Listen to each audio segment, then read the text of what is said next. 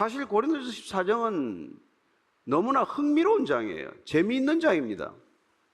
왜냐하면 초대교회가 예배를 어떻게 드렸는지를 우리가 유추할 수 있고 예배 드리고 있는 모습이 눈에 선하게 펼쳐지기 때문이죠. 아, 이 사람들 이렇게 예배를 드렸구나. 얼마나 예배를 이렇게 자유롭게 드렸는지, 얼마나 풍성하게 드렸는지 사실 부러울 정도예요. 여기 비하면 우리의 예배는 너무 형식적이죠. 너무 딱딱하죠. 너무 순서에 매여 있죠. 어쩌면 우리는 예배의 본질을 잃었는지도 모릅니다. 그런 면에서 우리가 이런 성경을 돌아보면서 한번 자세히 살필 필요가 있다는 것이죠. 26절입니다. 시작. 그런즉 형제들아 어찌할까? 너희가 모일 때 각각 찬송시도 있으며 가르치는 말씀도 있으며 계시도 있으며 방언도 있으며 통역함도 있나니 모든 것을 덕을 세우기 위하여 하라. 형제들아, 아무리 속을 썩여도 형제들이에요. 같은 교회에 있으면은 정말 우리가 한 하나님을 예배한다면 우리는 한 하나님 그 자녀가 되었기 때문에 우리는 어떤 이런 위치와 지위와 신분에서 만났다고 하더라도 형제요 자매란 말이에요. 그러면 의견이 다를 수 있죠. 생각이 다를 수 있죠. 주장이 다를 수 있죠. 그러나 결국 끝내는 우리가 하나됨을 이룰 수 있다는 것입니다. 한 아버지를 모시고 한 주님을 모시고 한 성령님을 우리가 모신다면 그건 당연한 귀결이죠. 그래서 단순히 지금 앞서 보면은 이 방언의 은사와 예언의 은사에 대해서 집중적으로 얘기했지만 그럼 다른 은사는 없습니까?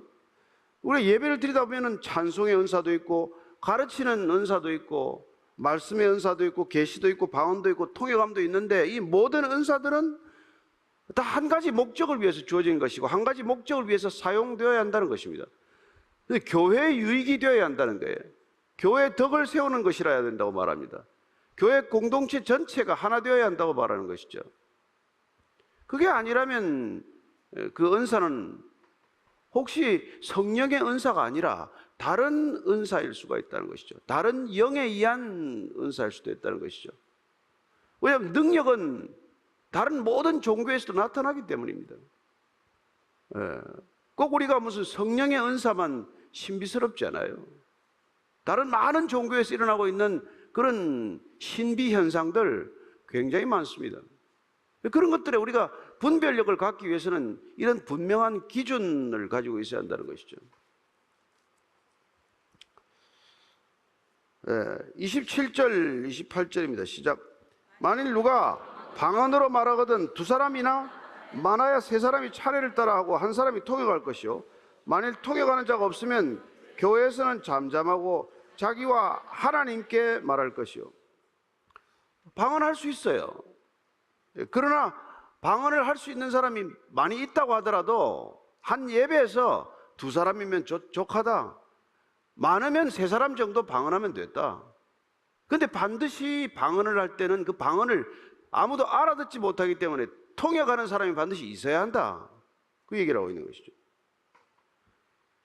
방언하는 사람들은 반드시 두세 사람이 할 수 있으되 차례대로 한 사람씩 해야 되고, 그리고 할 때는 반드시 통역할 수 있는 사람, 그걸 무슨 내용인지를 알려줄 수 있는 사람이 있어야 한다는 것이죠.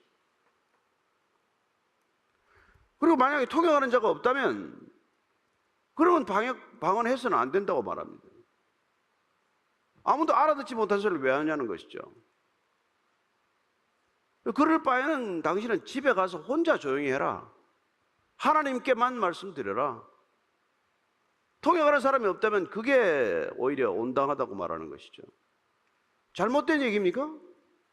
지나친 얘기인가? 아니잖아요. 예배가 공예배인데 많은 사람들이 함께 모여 예배 드리는데 고린도 교회 중에 몇몇 사람들은 방언을 자랑 삼아 했단 말이에요. 시도 때도 없이 방언하는 거예요. 예배가 됩니까? 예배가 무질서해지죠. 혼란스러워지죠. 그러나 예배 때 그런 은사가 나타날 수 있기 때문에 한다면 오케이. 한 두세 사람 정도면 족하다. 그러나 그것도 통역해 주는 사람이 있을 때 해야 되는 것인데 아무도 통역을 할 수 없다면 그럼 집에 가서 혼자 해라. 혼자. 왜 여기 사람들 많은 데서 아무도 못 알아듣는 소리를 하느냐는 것이죠.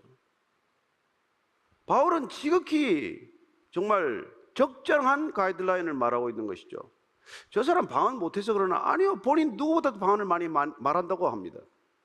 그러나 공동체에서 같이 예배드리는 자리라면, 서로가 함께 하나님의 은혜를 나누는 자리라면, 그러면 사랑으로 하는 몇 마디 말이라도 수많은 방언보다도 오히려 더 유익하기 때문에, 그래서 오히려 예언의 은사를 구하라, 말씀의 은사를 사모하라, 그런 얘기를 했던 것이죠.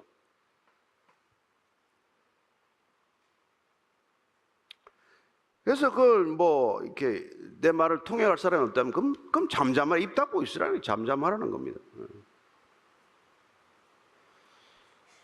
그러면 뭐 방언에 대해서는 편파적으로 말하고 있습니까? 아니에요. 자, 29절 30절입니다. 시작. 예언하는 자는 둘이나 셋이나 말하고 다른 이들은 분별할 것이요, 만일 곁에 앉아있는 다른 이에게 계시가 있으면 먼저 하던 자는 잠잠할지니라. 예언하는 자도 마찬가지라고 말합니다. 예언은 하나님의 구원에 관한, 섭리에 관한 성경의 말씀을 자세히 풀어주는 거라고 말씀드렸습니다. 곧 오늘날 설교에 해당한다고 말씀드렸어요. 예언도 설교도 두세 사람이 할 수 있다는 겁니다. 그러나 그것도 두 사람 내지 세 사람이면 족하다고 말하는 것이죠. 설교자가 무슨 뭐 텔레비전 톡쇼도 아니고 한 대여섯 명씩 나와가지고 무슨 잡담하듯이 그렇게 할 건 아니지 않냐. 계시가 있다면 누군가 하나님의 계시를 받아서 말씀을 전할 수 있지만, 그럴 때도 한 사람이 계시를 얘기하고 성경을 풀어서 말씀하고, 그리고 그 다음 사람이 그런 계시를 받았다고 하면 자연스럽게 양보를 하라는 거예요. 예배가 전혀 이런 예배가 아니죠. 저 혼자서 뭐 30분 40분 얘기하는 이런 예배가 아니었단 말이에요. 소수의 무리가 앉았지만,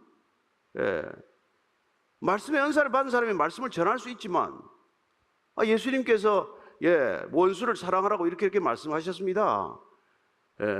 그렇다면 원수는 누굽니까? 뭐 이런 얘기를 할 수 있지만, 누군가 한 사람이 그 원수에 대해서 또 다른 계시의 말씀이 있다면 이 말씀이 끝날 때를 기다렸다가 본인 또 얘기할 수 있고, 이 사람이 입을 열면 본스럽게 혼자서 좌중을 압도하거나 좌중을 장악할 필요는 없다는 것이죠. 그래서 사도 바울은 초기의 고린도 교회를 향해서 그런 이게 경각심을 가지라고 얘기한 바가 있어요. 12장 2절 말씀 한번 드리겠습니다. 시작. 너희도 알거니와 너희가 이방인으로 있을 때 말 못하는 우상에게로 끄는 그대로 끌려갔느니라. 이방인으로 있을 때 예수 믿기 전에 헬라 세계에서 헬라인들이 주로 믿는 그런 이방 신들을 믿고 있을 때 우상이 이끄는 대로 끌려갔다는 거예요. 여러분, 거기도 신비주의가 있었습니다. 특별히 여러분, 신비주의가 문제였어요. 신비한 현상만 나타나면 영적이라고 인정하는 것입니다. 물론 영적인 현상이죠. 그러나 여러분, 신비주의는 절대 기독교의 본질이 아닙니다. 복음에 신비한 요소가 없는 건 아니에요. 예수 믿는데 신비한 요소가 없는 건 아닙니다. 그러나 절대로 예수 믿는 건 신비주의가 아니에요. 지극히 이성적입니다. 다 알아듣는 말을 합니다. 접신해가지고 알아듣지 못할 말 하지 않습니다. 자기만 안다고 우쭐대지 않습니다. 누구나 알 수 있는 성경에 기초합니다.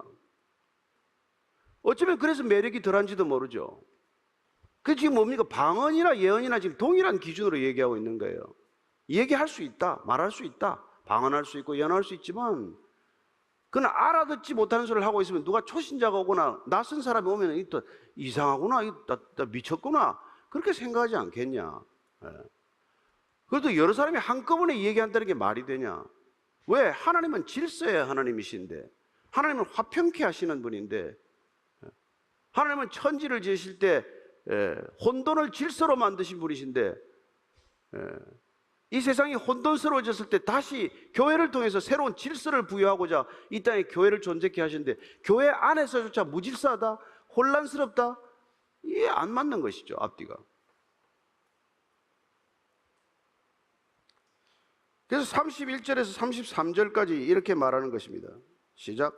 너희는 다 모든 사람으로 배우게 하고 모든 사람으로 권면을 받게 하기 위하여 하나씩 예언할 수 있느니라. 예언하는 자들의 영은 예언하는 자들에게 제재를 받나니 하나님은 무질서의 하나님이 아니시오 오직 화평의 하나님이시니라. 예, 여기까지만 읽겠습니다. 모든 성도와 교회 상과 지원 나중에 읽어도 되는데, 예. 왜 그러면 교회는 그렇게 자발적으로 서로에게 순복하는 그런 기이한, 그야말로 공동체 자체가 신비한 공동체가 이 땅의 모습을 드러내느냐? 교회 본질이란 어떤 건데 그러면 그게 이런 질서가 저절로 생겨나냐? 무슨 권력자가 있는 것도 아니고, 누가 뭐 헌금을 많이 해서 그 사람이 좌지우지하는 것도 아니고, 재능이 특출한 사람이 무슨 마음대로 이렇게 전단하는 것도 아닌데, 어떻게 교회는 교회 공동체의 본질을 이루어낼 수 있냐? 첫 번째는 보니까 모든 사람으로 배우게 하고 모든 사람으로 권면을 받게 하기 위하여 존재하는 공동체라는 거예요. 그렇습니다. 교회 공동체는 하나님이, 예수님께서 우리를 불러내신 공동체예요. 한 사람 한 사람 불러내신 공동체입니다. 주님이 불러내셔서 주님 앞에 우리가 섰다면은 누구도 우리는 우월을 따질 수 없는 존재예요. 그러니까 여기 보시죠. 모든 사람이 모든 사람에게 배울 수 있는 공동체가 교회라고 말하고 있는 것입니다. 한 사람씩 말하라. 질서가 없어져서는 안 된다는 거예요. 우리가 다 말할 수 있고 다 생각을 표현할 수 있지만, 그러나 예배 도중에 여러 사람이 한꺼번에 얘기를 하거나 알아듣지 못할 소리를 하거나 해서 전체적으로 예배를 무질서하게 만들어서는 안 된다는 것입니다. 질서에 하나님이 함께 하시고 질서에 하나님이 불러내신 질서의 백성들이 어떻게 무질서해질 수 있냐? 그 얘기를 하는 것이죠. 두 번째는 예언하는 자들의 영은 예언하는 자들에게 제재를 받는다고 말합니다. 교회란 모든 사람들이 대등한, 하나님 앞에서 대등한 공동체이기 때문에 누구든지 누구에게 권면할 수 있다는 거예요. 제가 기도해 보니까 그 사람이 너무 마음에 걸리고 그분 그 일 해서는 안 되는데 하나님께서 제게 그렇게 말씀을 좀 전하라는 얘기를 주었으면 정말 기도해 보고 두세 사람이 모여서 또 같이 기도해 보고, 그리고 그 사람한테 그런 말을 전할 수 있는 것이죠.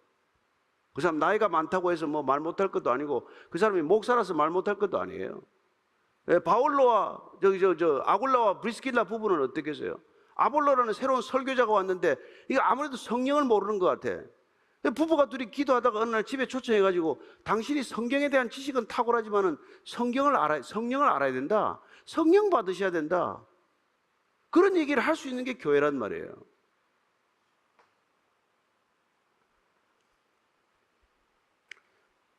두 번째는 예언하는 자들의 영은 예언하는 자들에게 제재를 받을 수 있다고 말합니다. 성령 공동체란 어떤 공동체입니까? 누군가 성령 충만하다고 얘기를 하는데 어떤 또 다른 성령 받은 사람들이 그 사람에게 당신 여기서 멈추는 게 좋겠다, 당신 사역 여기서 멈추는 게 좋겠다 라고 말할 수 있을 때 그 제재에, 그런 것들에 순복할 수 있어야 된다는 그런 뜻이에요. 교회는 강권적으로 얘기하지 않습니다. 무슨 우리가 재판을 해서 한 사람을 무슨 잘라냅니까? 아니면 무슨 7일을 하듯이 그렇게 하는 겁니까? 다스림의 그런 7위의 무슨 기능이 있지만 그걸 할 때 다 같이 우리가 성령의 마음을 한 마음으로 가지고 한 성령으로 한 믿음으로 그 사람에게 어떤 문제를 말할 수 있다는 거예요. 성령 공동체란 그런 거라고 말합니다. 누가 한 사람이 성령 받아가지고 자기 마음대로 좌지우지하고 그러는 게 아니라는 것이죠. 교회 본질에 관한 얘기고 예배의 본질에 관한 얘기예요. 얼마나 중요한 얘기입니까? 그래서 세 번째는 하나님의 본성 때문에도 그렇다는 거예요. 하나님의 본성은 뭡니까? 무질서의 하나님이 아니라는 거예요. 여러분, 하나님은 태초에 빛이 있으라 하심으로 무질서와 혼돈과 흑암과 공허를 질서와 의미로 바꾸신 분이에요. 이 땅 천지를 질서로 창조하신 분입니다. 첫날, 둘째 날, 셋째 날부터 질서 있게 창조하신 하나님께서 교회 안에 무질서가 판치도록 내버려 두시겠습니까? 아니죠. 그렇다면 교회 무질서해지는 이유에 뭐예요? 이유가 뭡니까? 세상의 영이 들어왔기 때문에, 세상의 질서가 들어왔기 때문에, 세상의 생각과 주장이 들어왔기 때문에 교회가 세상처럼 변해서 시끄러워진 거죠. 하나님은 오직 화평의 하나님이시라고 말합니다.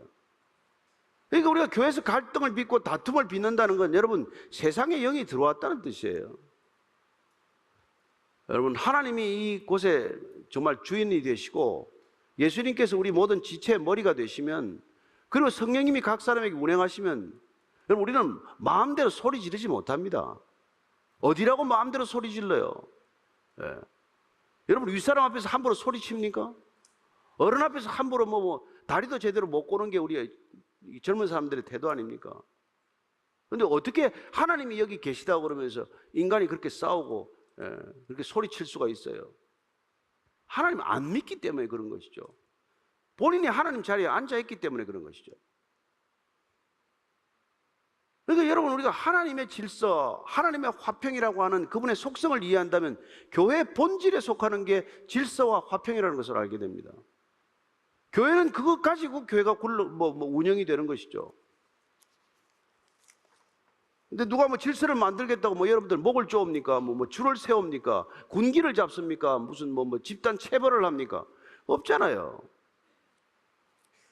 무질서의 하나님이 아니라는 거예요. 자, 33절 이후에 여자가 잠잠하라는 얘기는 문맥상 맞지가 않아요. 툭 튀는 말입니다. 그래서 36절부터 먼저 읽도록 하겠습니다. 36절부터 시작. 하나님의 말씀이 너희로부터 난 것이냐? 또는 너희에게만 임한 것이냐? 왜 그렇게 우리는 예언을 하다가도 다른 사람이 계시를 받아가지고 그 말씀을 하겠다고 하면 양보해야 하고 본인이 거기서 멈춰야 하느냐? 왜 하나님이 내게만 말씀하시는 게 아니라는 거예요. 여러분에게도 말씀하실 수 있고 제게도 말씀할 수 있는 겁니다. 우리가 성경을 읽었는데 동일한 성경을 읽었지만 하나님께서 이런 마음을 주실 수도 있고 또 저런 마음도 줄 수 있는 거예요. 그래서 우리가 같은 말씀을 읽고도 서로 나눌 때 풍성해지는 것이죠. 어떤 때는 아이들하고 같은 성경 본문을 읽고도 기가 막힌 것들을 얘기하는 걸 듣습니다. 어떻게 제 어린아이의 머릿속에 저런 생각들이 오갈 수 있는가? 그런 것들이 있는 게 우리의 사실은 이 초대교회 예배였다는 거예요. 그런 나눔, 그런 풍성함이 있다는 것이죠.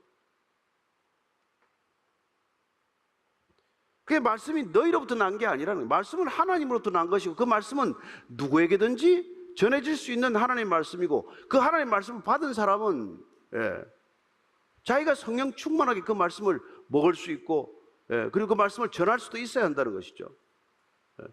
그래서 누구든지 말씀을 받을 수 있고 누구든지 전할 수 있기 때문에 사도 바울은 방언의 은사보다도 교회의 덕을 세우고 하나님을 전파할 수 있는 말씀의 은사를 더 사모하라 그렇게 얘기를 했던 것이죠.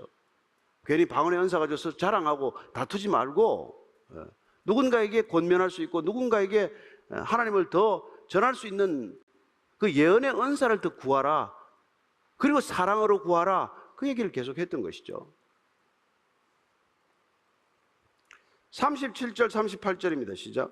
만일 누구든지 자기를 선지자나 혹은 신령한 자로 생각하거든 내가 너에게 편지하는 이 글이 주의 명령인 줄 알라. 만일 누구든지 알지 못하면 그는 알지 못한 자니라. 만일 누구든지 자기를 선지자나 혹은 신령한 자로 생각하거든. 여기 신령한 자로 생각하는 것은 영적인 능력이 나타난 자예요. 그러면 앞에는 선지자 혹은 예언자는 말씀의 은사를 받은 사람이고 뒤에 신령한 자는 이 지금 14장 전체 주제로 볼 때는 방언의 은사를 받은 자를 가리킨다고 해석해야 됩니다. 그래서 예언이나 방언의 은사를 받은 사람들에게 지금 특별히 이 편지를 쓰고 있는데 단 두세 사람이 하고 순서대로 하고 한 사람씩 하고 통역하는 사람이 있을 때 하라고 하는 구체적인 지시를 내렸는데 이 명령을 성령 안에 있다면 성령의 명령, 하나님의 말씀으로 알아듣게 될 것이다. 그러나 그 사람이 하나님 영이 아닌 다른 영을 받았다면 이런 얘기를 듣고도 순종하지 않겠죠. 그래서 사도 바울은 강하게 얘기하고 있는 것입니다. 내가 성령의 사람이라면, 내가 하나님의 사람이라면 지금 내가 이렇게 얘기하는 것들을 충분히 내가 수긍하고 받아들이고 순종할 수 있어야 한다는 거 얘기하는 것이죠. 독선적이 아닙니다. 옳은 얘기예요. 그도 지금 성령 안에 있는 것이고 성령 안에 있는 사람들에게 얘기하고 있는데 이 얘기를 못 받아들이겠다. 나는 어떤 일이 있어도 예배 때마다 방언을 좀 해야 속이 시원하겠다. 그걸 고집한다면은 그는 하나님의 사람이 아니라고 지금까지 얘기하는 것이죠. 사도 바울은 그런 분명한 기준을 지금 가지고 있는 것이죠. 이 기준이 잘못되었습니까? 아니죠. 교회의 하나됨이라고 하는 큰 기준. 모든 은사가 교회의 덕을 세워야 한다는 그런 기준. 그리고 교회의 예배는 질서와 화평 속에서 이루어져야 한다는 기준, 이런 기준이야말로 성경적 기준이고 보편적 기준이에요. 그 기준을 받아들이지 못한다면 예배가 예배될 수 없고 교회가 교회될 수 없다는 얘기를 하고 있는 것이니까. 그러니까 과한 얘기입니까? 지나친 얘기예요? 아니지 않습니까? 그런데 아마 이런 얘기조차도 일부 고린도 교회 교인들이 받아들이지 못하고 동의하지 않았던 사람들이 있었던 것으로 추정할 수 있습니다. 그게 지금 이렇게 강하게 얘기하는 거예요. 그렇다면 너는 하나님 안에 있는 게 아니다. 만일 누구든지 알지 못하면 그는 알지 못한 자다. 이 말을 알아듣지 못한다면 그는 하나님께서도 알지 못하는 자다. 하나님도 너는 도무지 모른다. 그렇게 말할 수밖에 없을 것이다. 이 얘기하는 것이죠. 저는 오늘 우리가 고린도전서 14장뿐만 아니라 고린도전서를 읽으면서 이 일들이 저와 여러분들에게 충분히 동의가 되고 이해가 되고 또 받아들여지게 되기를 바랍니다. 아, 그렇구나. 교회에서 은사란 어떤 것이구나. 나는 어떤 은사가 지금 내 은사로 이렇게 나타나고 있는데 이 은사를 어떻게 사용해야 되겠구나 하는 것들이 너무나 구체적으로 지금 우리에게 주어지고 있는 거나 마찬가지죠. 비록 에베소에서 이 편지를 쓰고 있고 고린도 교회의 여러 가지 문제를 전해 듣고 지금 쓰는 편지지만 바울은 지금 고린도 교회의 모습을 눈에 보듯이 선하게 보고 하나씩 하나씩 짚어가고 있는 것이죠. 그러나 신학적으로 전혀 문제될 게 없을 만큼 정확한 말씀에 근거해서 지금 이걸 가르치고 있다는 것이죠.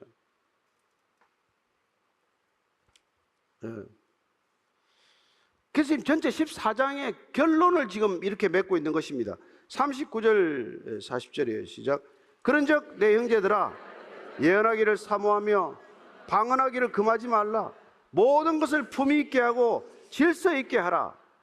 다시 끝내 그는 내 형제들아 라고 부릅니다.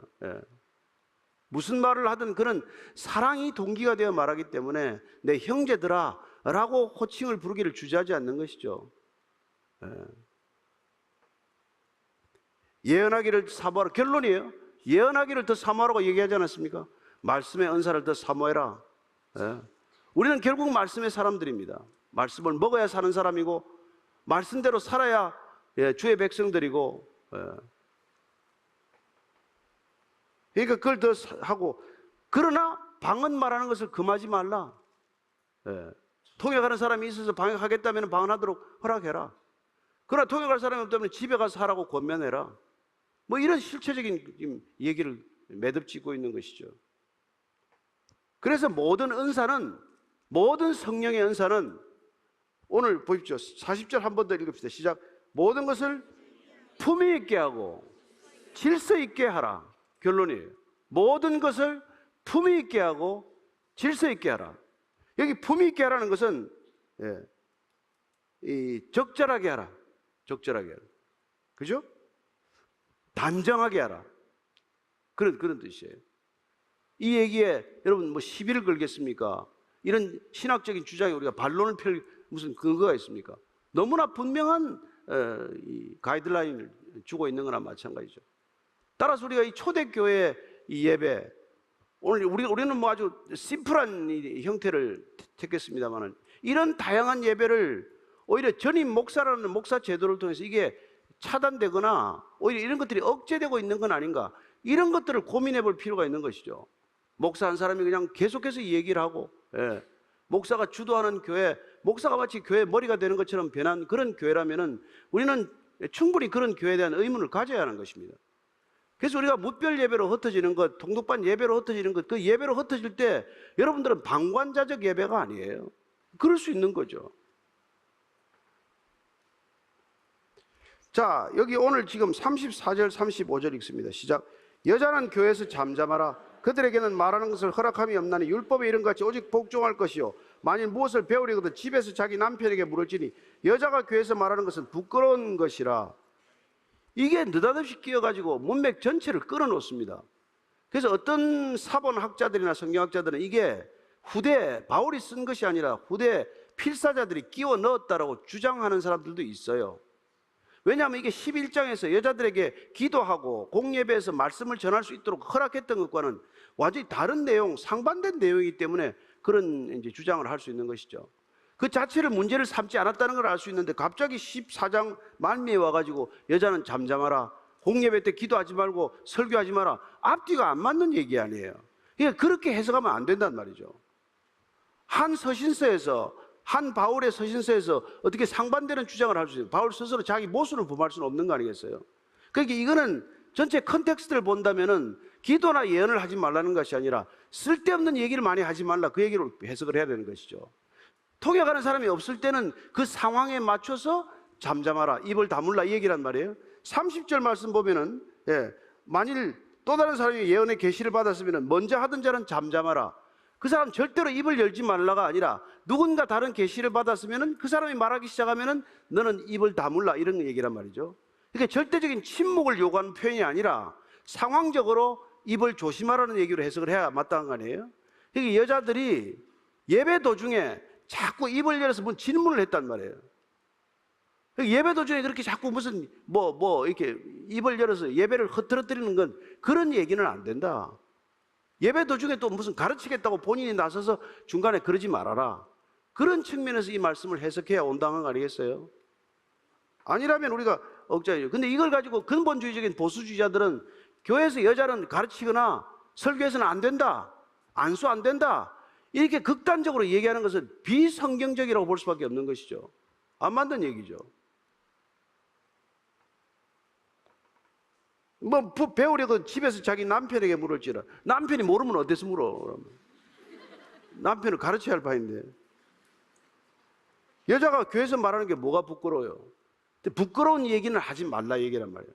예배 중간이나 예배 전이나 예배 후에 쓸데없는 얘기를 자꾸 해가지고 교회를 이렇게 수근수근하고 예배 도중에 옆 사람하고 수근거리고 또 질문을 해대고 해서 교회를 시끌벅적하게 제발 좀 만들지 말아라, 이런 맥락에서 들어간 얘기로 해석을 해야 온당한 거죠. 오늘 이 모든 것을 읽으면서 어떻습니까? 얼마나 초대교회 예배가 눈에 선합니까? 눈에 그려지는 예배 아니에요? 얼마나 예배가 다이내믹합니까? 예배가 살아있다는 느낌 들지 않아요? 이렇게 저 혼자서 무슨 이렇게 막 얘기하고 여러분들은 그냥 시종 앉아서 고개나 끄덕이고 이런 예배가 아니었단 말이에요. 그러니까 이런 예배도 은혜가 될 수 있지만 저는 여러분들이 무별 예배나 이런 가정 예배나 소그룹 예배나 이런 것들을 드리면서 다양한 은사를 서로 나누어서 경험하는, 그래서 참된 예배를 경험하는, 하나님께서 이끌어 가시는 예배를 직접 경험하는 그런 정말 은혜로운 성도가 되기를 축복합니다. 그게 얼마나 질서 있고 얼마나 조화롭고 얼마나 아름답고 얼마나 향기로운 예배가 될 수 있는지 경험해 본다면은 하나님 나라에 대한 이해나 꿈이나 폭이 훨씬 더 커질 줄로 믿습니다. 교회에 대한 그림보다도 하나님의 나라에 대한 그림이 더 커져야 마땅한 줄로 믿으시기 바랍니다.